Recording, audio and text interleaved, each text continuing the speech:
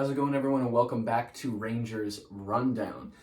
The Rangers have just dropped their second game in a row, this time to the Columbus Blue Jackets, falling 5-1 at home. 5-1, that is correct. It wasn't 5-1 Rangers win, it was 5-1 Rangers loss.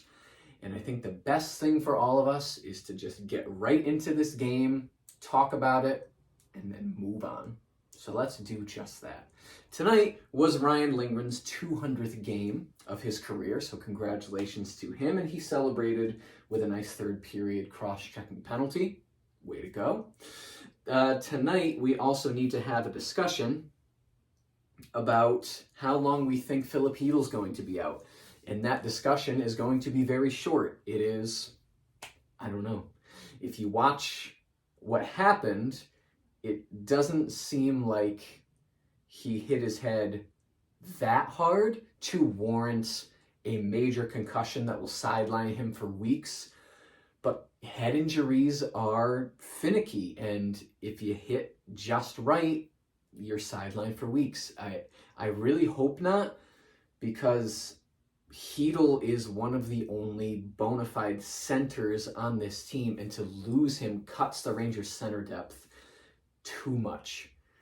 Considering the stretch of games they have coming up, I really hope it's just take a couple maintenance days, we're back in the lineup, good to go. Maybe it's not even a head injury, maybe it's whiplash, maybe it's neck.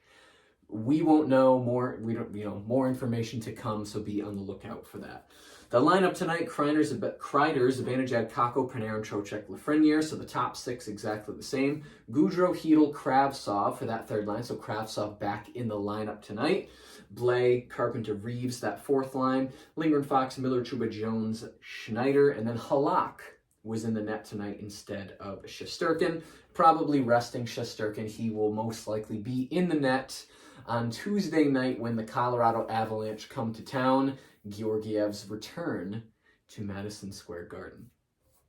We get into the first period, and it's 90 seconds in. Chytil collides with Sillinger, stays down, goes to the locker room, would not return for the rest of the game. 90 seconds. So Kravtsov back in the lineup. He passes his curse to Chytil. Chytil's the one that gets injured early in the game and is out for the rest of it.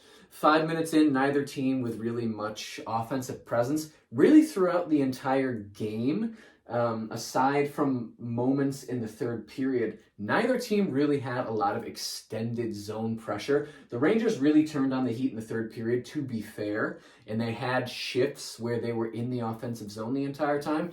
But this game was very, very choppy. Passes not connecting on both sides. Just either sticks were getting in the way or just bad pass. Maybe the ice was just bad tonight. It's just there was no flow to the game. It was just awkward to watch. It was almost uncomfortable to watch because nobody could really seem to get flow going in either direction. Kravtsov and Carpenter have a 2-on-1, and then Fox with a chance during that same shift. 7 minutes in, the shots are 5-0 Rangers. So by all looking at the stat, it seems like the Rangers are going to play a pretty good game. And then we would watch the rest of the game. 8.5 left in the period. Both teams, passes not connecting well, no extended zone time like I was saying earlier. Halak makes a great save on a streaking Foudy. Zibanejad and Kakko almost tic-tac-toe for an open net goal, but a Columbus player makes the block to prevent Kakko from scoring. 5.5 left in the first. Miller streaks down the wing for a chance. He's always looking for those opportunities because with his reach and his bursts of speed, he can really get around some of these defensemen and make an attempt at the net. 4 minutes left in the game. Lindgren has an open chance from the slot off the Rangers' rush. And then the fourth line with the third pair have some pressure going towards the end of this first period, but right after their pressure dwindles out at 17:54, Werenski would score the opening goal of the game off of a rebound. Fox with a beautiful move to the slot for a chance shortly after that, and then Columbus controls for the rest of the period. Shots 9-7 in favor of the Rangers. So when the Rangers were once leading in shots 5-0, they end the period up 9-7. So Columbus really turned on the Jets, so to speak, the second half of the period. We get to the second. Officially, Heedle won't return for the rest of the game, so the Rangers jumbling 11 forwards. Saw a lot of different line combinations. Top six obviously doing a lot better than the bottom six, but trying to find some sort of gel, some sort of momentum forward. And, it worked here or there. There were flashes of it working, but for the most part, it didn't quite work. Trocheck has a streaking chance off of a Panarin feed. And then at 1:42, Peak would make it 2-0 for Columbus off the rush from the circle. Reeves is robbed alone in front off of an alert pass from Panarin from behind the net. Kakko makes a great defensive play to break up a Columbus cross-ice pass that probably would have resulted in a goal. 6.5 into the period, Jones is robbed from a shot in the inner circle. Tarasov is just, at this point, goalieing the Rangers. It's exactly what we saw happen against Winnipeg, where the Rangers, they're getting chances at the net, but they're just getting goalied. And Tarasov, to his credit, it's his first NHL win, so congratulations to him. He played a very good game against the Rangers team that had their chances. Trocheck rips it off the crossbar shortly after that Jones chance. Panarin dekes his way into the slot for a chance, and then Johnny Gaudreau has a breakaway right after that, which Halak stops. But at 9 minutes into this second period, Chinakhov scores a goal. It's 3-0 Columbus, and at this point, I really didn't think the Rangers would be able to come back. I held on to that feeling for as long as I could, because 3 goals, if we take the very small 5-game sample size that the Rangers have provided us this season, 3 goals is not a lot for them to score. So in one part of my mind, I'm thinking they can come back from this, but another 51% of my mind was thinking, wow, they're about to lose to the Columbus Blue Jackets. It was a rough go, the other half of this game sitting on my couch. 9:45, Goodbranson takes a holding penalty. Not much generated on the power play for the Rangers. A lot more overpassing, a lot more just passes that aren't quite connecting as well as they should. Maybe it was the ice, maybe it was just an off night for the Rangers, but it was very, very noticeable that something was wrong. 16:45, Peak takes a tripping penalty, and then at 7:31, Gavrikov takes a tripping penalty. So Rangers get a 5-on-3 power play for 1:15. They take a timeout when Gavrikov takes that tripping penalty. And then at 18:45, Panarin scores the only goal of the game for the Rangers on the power play, 5-on-3, unassisted. So Panarin gets the only point of the game for the Rangers. Not just the only goal, but the only point of the game for the Rangers. 6-game point streak to start the season for Artemi Panarin. He has a long way to go to break the Rangers' all-time record, which we will get to at the end of the video. But 6-game point streak to start a season, that is nothing to turn your nose up at. Nyquist just throws the puck into the slot. He was on the boards, and he just makes a blind pass to the slot. Panarin's right there. He receives it, rips it in. 2 more seconds, 47 seconds of power play time after that for the Rangers. But they wouldn't score on that. Shots 15-8 in favor of the Rangers at the end of that second period. 53 attempted shots by the Rangers 2/3 of the way through the game. 53 attempted shots. Just goes to show you how many shots Columbus is blocking and how many shots the Rangers are just missing the net. That was noticeable tonight as well. I think Trocheck had 3 shots that just went wide, just missed the net. So Rangers throwing pucks at the net, but not with enough accuracy. We get to the third period. Panarin starts the third period on the top line, generates some offense. Why not? Halak stops a Johnny Gaudreau breakaway again, his second of the game. 49 seconds in, Lindgren says, it's my 200th game. I need to do something to get on the board. So he takes a cross-checking penalty. I think it was Jenner that kind of climbed on top of him as he was fishing for a puck and brought him to the ground. He gets up. Johnny Gaudreau is right there. Cross-checks him into the boards. Johnny Gaudreau weighs 90 pounds, so he went flying into the board. Refs call it a penalty.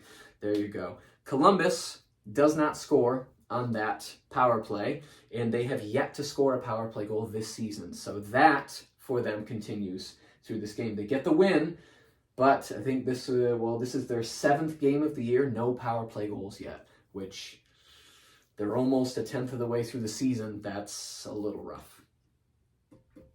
Trocheck has 2 shorthanded chances on that penalty kill, and both of them miss the net, either wide or high. Halak stops Jenner after a Rangers giveaway. 7 minutes in, the first line has a pretty good shift. That's about when the Rangers start to take control of this third period, about 7 minutes in. And the rest of the third period was pretty much Rangers, with a couple just brief exceptions that made the Rangers pay for their mistakes. Reeves has a chance from the slot, which leads to a good shift for the Rangers. And then at 14-13, after a bunch of time for the Rangers, just getting into the zone, cycling a little bit, getting a couple shots, getting booted out, coming right back in. Columbus really not much offensive zone time in the third period until 14-13, when Robinson would score a pretty nice deflection goal on Halak. And then it would be 44 seconds later, Johnson would score a goal. The Rangers, just poor defensive assignments. Everybody goes towards the guy with the puck. He throws it across to the other half of the ice. Johnson's alone. He's able to tuck it in.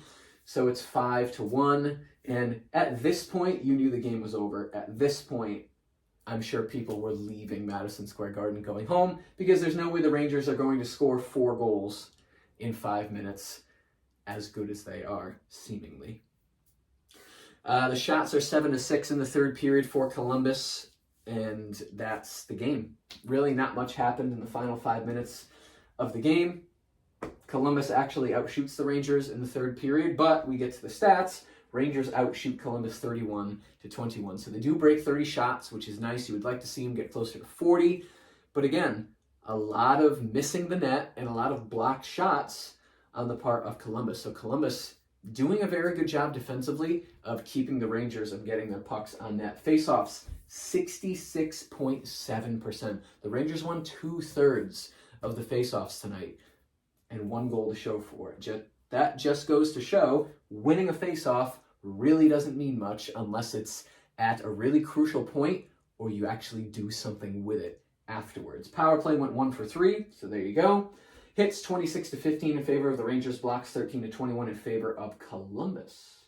The trivia question of the evening: who holds the Rangers record for longest point streak to start a season? Artemi Panarin currently has a 6-game point streak to start the season, but he has a long way to go before he catches Rod Gilbert, who in 1972-1973, that season, he had a 14-game point streak to start the season. So if Artemi Panarin gets a point Tuesday night against Colorado, he's halfway to breaking the all-time Rangers streak for points to start a season. Will Artemi Panarin break that streak? Probably not. But if he does, that's going to be crazy. Where shall we put the Rangers tonight? On the glory graph. Well, they lost, so they're in the bottom. They lost by a lot. Did I like the Rangers' effort tonight? I struggled with this. As soon as the game ended, I started thinking about where I was going to put the Rangers on the glory graph, because yes, they let in 5 goals, so defensively, they were Swiss cheese. But were they putting in the effort offensively? Yes. Their passes sucked. Their accuracy with their shots sucked. So at the end of the day, I have to put them in the blue. I don't think they play well enough to put them in the green, even though they lost. I'm going to put them in the blue. So they lost by a lot, and you know what? This, is it going to stay? That feels right. I think this is the worst the Rangers have been on the glory graph. We can have an argument whether or not this was the Rangers' worst game of the season so far. I think you can make a good case that it was. You could make a good case that the game against San Jose was their worst game of the season. And if you want to argue between these last 2 games, we absolutely can. I'm not going to say definitively which one I think was worse. They're both bad. Hopefully the Rangers turn this around Tuesday when the Colorado Avalanche come to town. If you enjoyed this video and you'd like to see more videos like it, be sure to hit the subscribe button. Thank you so much for watching, and I will see you in the next rundown.